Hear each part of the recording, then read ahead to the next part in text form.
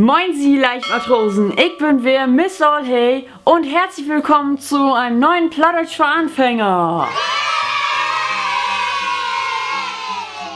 Und finde auch Gefühle Nummer 2. Wenn ihr jetzt denkt, oh Gott, was eine Potsau. Ja. Die hat immer noch dasselbe T-Shirt an wie letzte Woche, nur eine andere Mütze auf. Das liegt daran, dass ich die beiden Videos nacheinander gedreht habe und mir nur eine andere Mütze aufgesetzt habe, damit ihr ein bisschen Abwechslung habt und ich habe es dann nachher ein bisschen einfacher, mir die Dateien rauszusuchen, wegen Schneiden und so. Naja, ist ja auch egal. Wir fangen jetzt einfach mal an, wie immer.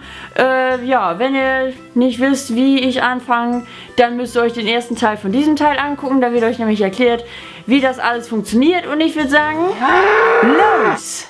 Zufrieden, taufrei, grässlich, mal, mürrisch, grantig, dankbar, dankbar, fröhlich, Blied, Freude, Freit, Lob, Lob, Loben, Loben, übel gelaunt oder übellaunig, frantig, sauer, vergrält, traurig, trürig.